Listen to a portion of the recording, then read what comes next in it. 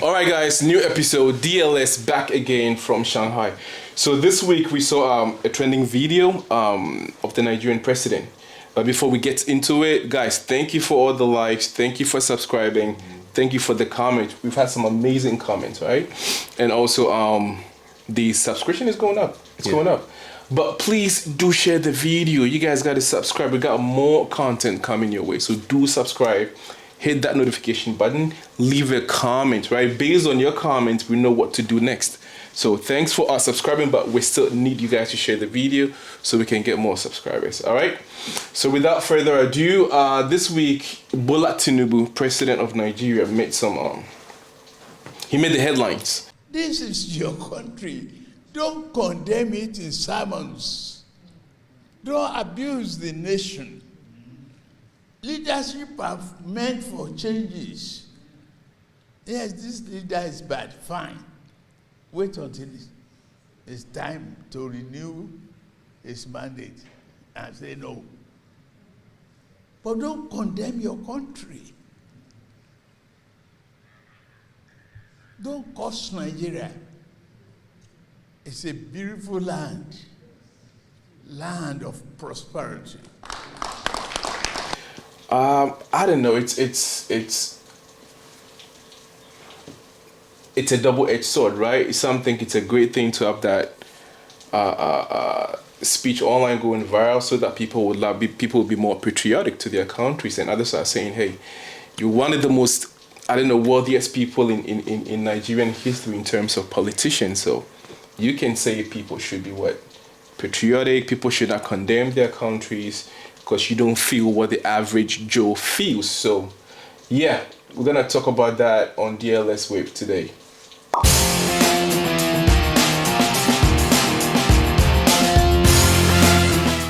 All right, we're back. So yeah, we also the video. I don't know how many people have seen it. So yeah, you chip in first. I have my own thing going on in my head, but let's take it from you first. I don't know. I think he's right when he says that people should not condemn their own countries. That's one aspect of it. Mm-hmm. But the other aspect is people wouldn't just out of the blue condemn their own country. Of course, everybody loves where they come from. That's where you were born. That's where nature put you. Mm-hmm. And the country has definitely contributed something to your upbringing. But then when things are not going right, then, you should be able to criticize it.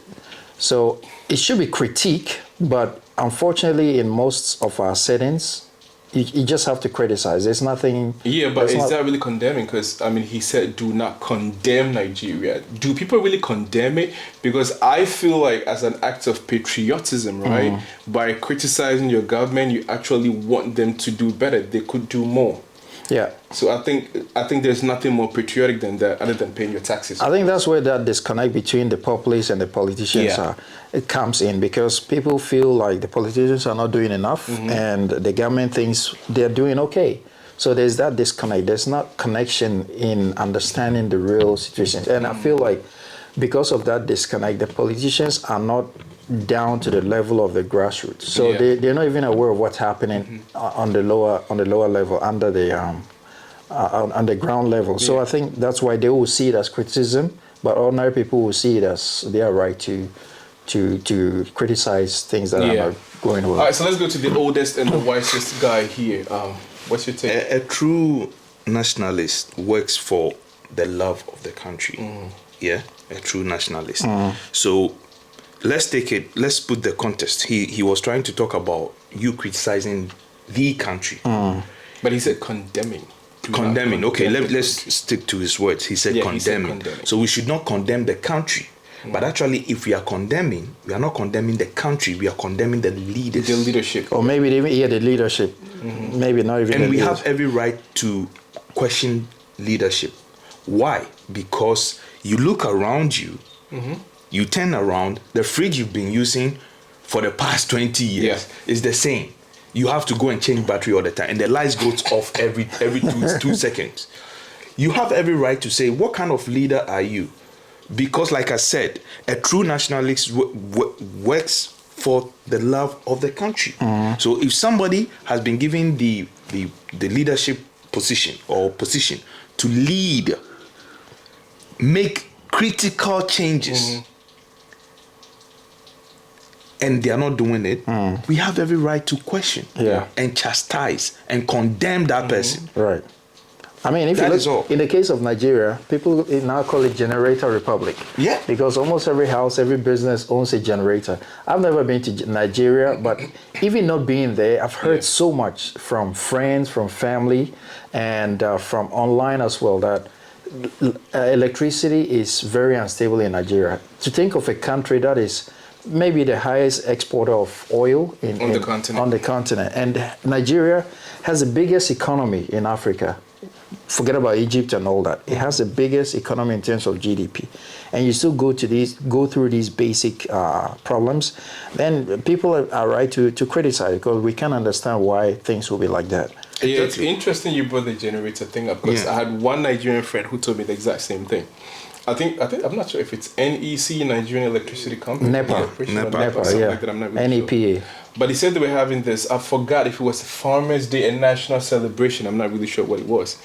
And the first prize winner, right, they received a gift from the Nigerian Electricity, whatever, I'm not really sure, Petroleum or whatever. Yeah. NEPA. And you know, guess what he got? The first prize. A car? A generator. Yeah, because So meaning you're not even confident in the service you're providing to your people. You're endorsing. In such a crazy manner that you actually bring the first prize winner a generator. Meaning we're not going to deliver the power that you have to pay for and you're entitled to, or not even entitled to, that you know you have a right to. We're going to give you a generator to support you. And I think with this thing he's talking about, it's not just about Nigeria. I mean, we're just putting in the context of Nigeria because it comes from their leader, but it cuts across everywhere, especially in Africa. But because, like I said before, there's a disconnect between the leaders and the ordinary people. So they don't really understand what's going on the ground. They look at statistics and they just come and say, okay, we think things are going well. But they don't feel what the ordinary person feels. So when you criticize or condemn them, they feel like you're being unfair. Yeah. But it's all because they don't understand what's happening on the ground. And on top of it, a country cannot change itself without a leader. A leader is one who knows the way, goes the way, And carries everyone and along. shows the way. Yeah. You understand? A country, I've never seen a country that has got up and said, with legs and arms, and say, listen, these leaders you guys have picked, they failed us, they failed you, they failed me as the country, and then he goes about sorting his own self. Yeah. You need leadership. Right. You understand? We all admit that we are coming from a beautiful continent, a wealthy continent. We love that place if our leaders are leading. Yeah, but the beautiful part, I get that part. But the part that he said, it's a land of prosperity, right? That is like a big, underlining statement. That it's like, it's a land of what? Prosperity. But do people feel like that? It is a land of prosperity. For certain, individuals, right?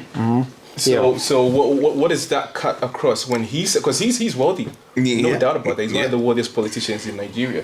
So how does that translate to the ordinary person? So that's why I'm saying that people at that level, they've lost touch with the ordinary person. Thank you. It's just like Bill Gates, who was once asked how much he thinks a cup of coffee in Starbucks costs, and he mentioned some ridiculous figure.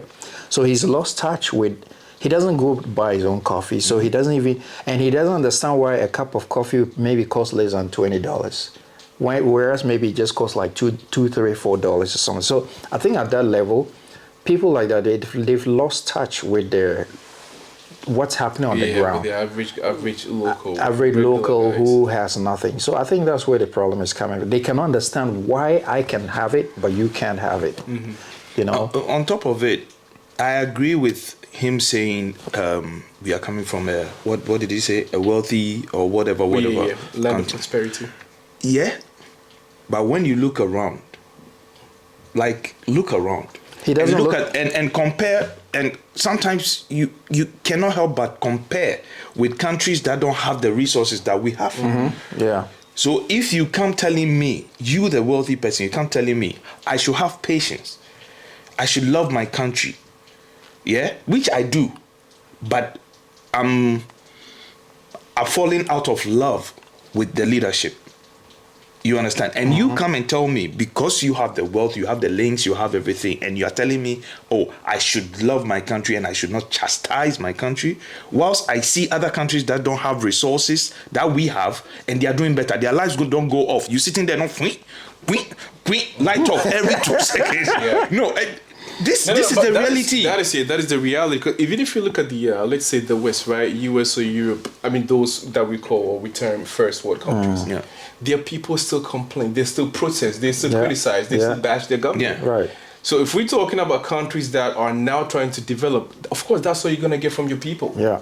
Because they see what's happening around the globe and they want to be in the same situation, right? Everybody wants to have access to water, electricity, basic education, you know, the basic infrastructure. We do not even have that.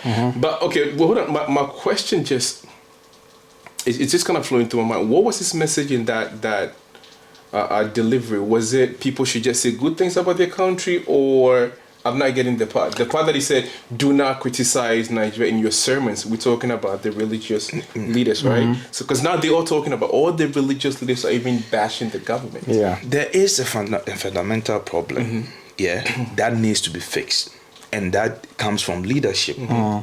If I can get up, let's say the reason why a lot of people are criticizing is because they have the money to pay for their tariffs, but it is not there. You pay for services that are not even delivered. And you are even exactly. So actually you are frustrating me. So I don't have any other option than to talk about the country. Not that they don't love the country. They're falling out of love with leadership. So when you're talking about leadership, you tend to mention the country because the resources and everything is in the country. Yeah. You understand? And the people, you cannot see anything. So what else? Who should you praise? Nigeria is a good place. Our roads is in tatters. Water. In this modern age, people are still doing manhole. Yep. And I said boreholes and a whole lot of stuff. Yeah. And if you think of a country like Nigeria, which exports so much, which has so much oil, Nigeria runs out of petrol sometimes, and people have to queue. Exactly. How does that make sense? And you don't want me to condemn. It takes a private person, Aliko Dangote, to build the biggest oil refinery within the country, or is it within the sub-region? Bigger than even what the government can. So if things like that are happening, you don't want me to condemn when we have so much resources sitting in the ground. And this is another thing, like when you look at other countries that don't have your resources, and they've been able to build a comfortable, let me use the word, to some extent, a comfortable environment for your own people, country people to travel there and live the quote unquote, the life they dream about in living in their country, but they don't have it because of leadership and you don't have any choice than to mention your country and then you go after the leaders. We don't want to talk ill about our countries, but we see the resources, we see what we have, what we can do, because we've seen other countries, it is there. Unless you don't read and research, we've seen countries that have less than what we have as a continent and a country. Right? But what is the difference? The difference is leadership. You know, a lot of people wonder how Dubai became a very big, famous and rich city. You see, if you're comparing with Nigeria, listen to this. Nigeria has oil before than Dubai. It's a history. They are more rich than us. They have agriculture, they have mining, they have everything, you name it, they have it. Am I right or wrong? When you have a true leadership, which we have nothing, but we have everything because we have the right leadership. That's the only thing you need, a right leader for your country, not corruption. Yeah. What is perplexing, what is mind-boggling to me right now is why the need to come out and make that statement? If you think you're doing a great job and people are comfortable and they have no access to basic stuff, why the need to even come out to make such a statement? It means it's a fundamental problem. So the question you should be asking is, why are my people condemning the country? Yeah. So shouldn't you use this platform to come and actually, tell people what is happening, what we're doing. Right? Give ideas, give solutions, and plans that you're trying to put in place to kind of mitigate some of these problems, as opposed to saying just you have to love your country, stop criticizing your country, do not condemn your country. but I have no alternate, like, vibe to give. It's like every vibe that I'm receiving from my country is like what? Yeah. Negative. The truth is, 99% of us, we are so proud that we come from that continent because we can see the opportunities there. Yeah. If our leadership takes the right steps. Yeah. So a lot of people come out complaining and bashing, let's say Nigeria or Ghana or whichever country in Africa, to be precise. It's not because they don't love the country. When you love someone, it's natural. You just want the person to do good. So you find ways to encourage and motivate the person. Yeah. And that is what we are doing. Right. You understand?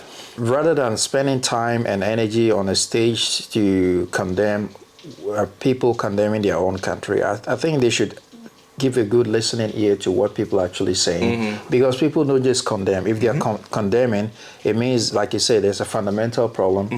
It is your duty as a leader to sit down and find out what they are complaining about and try your best to solve those problems. There has to be a reason for you to be proud of your country. So Yeah. if you look around you and you find none of those attributes, none of those reasons, wherein lies the pride?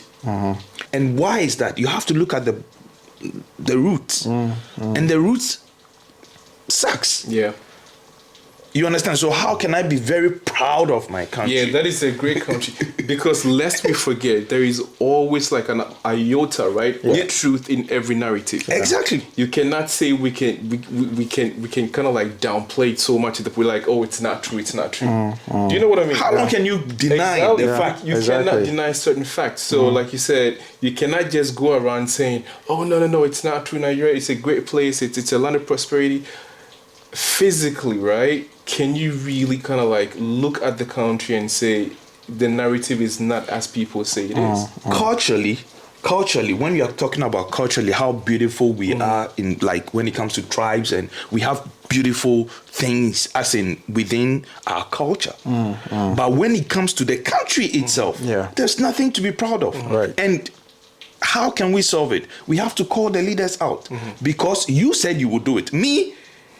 I was sitting my somewhere. Yeah, we can all do it. So I was sitting my somewhere. You said I should. Lead us. Yes, yeah, you we said I give you should. the mandate. And the most, I don't know, what I found a bit irritating in that video was when he said,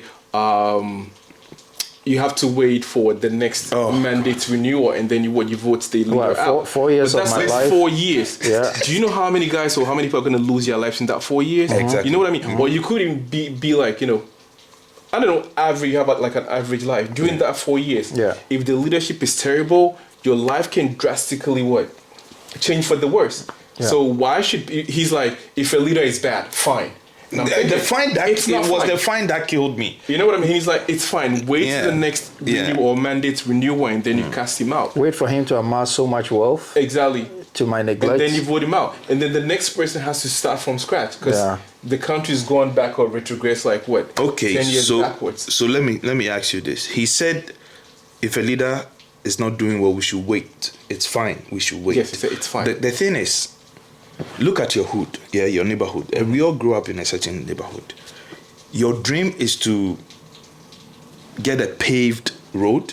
The buildings should be changed. So in 4 years, if nothing happens, you should wait for 4 years. Yeah. Whilst you've tried, you've invested in yourself, you've bought yourself a car, right? That car, you can drive that car alone with a good road, maybe for 10 years without before you go to repair, right? Or you go to the mechanics for fixing. But with poor leadership, poor road, that car, every year you have to. So financially, you're causing me pain. It cuts across the there are so many examples we can give. Right. So there is nothing like, if he's doing poorly, yes, it's mandated for 4 years. So yes, we can wait to some extent, but it shouldn't mean we shouldn't call him out. That's what democracy is anyway. Democracy comes with checks and balances. Yeah. That's why when someone is in a leadership position, the minority or the ordinary person should be able to steer them. And the only way you can do it is to criticize or condemn them when they do something that is wrong, or when they are not doing what they are expected to do. Look at it this way. we have so many countries. They will show you their timeline, yeah, when the country was in a certain state and what it is today, this modern day. The whole video is a bit, I don't know, cringe-worthy and did not make sense to me because, you know, the crazy part, when they are in a position, right, they say exactly the same thing as the people are saying now that they're in power. Yeah. They criticize the sitting government, they make all these promises to the masses. If we're going to do things differently, they come in, they do not kind of like, you know, foot the bill, and then people start criticizing. Now you're like, do not criticize, do not condemn it. What are people supposed to do? Guys, over to you. Comments in the comment section. Opinions here did not really sit well with us. So you guys tell us what you think about that video. We're going to put it at the beginning of the video, so watch it and then you can understand the context, right? Subscribe. We got more coming your way. DLS out. Peace out.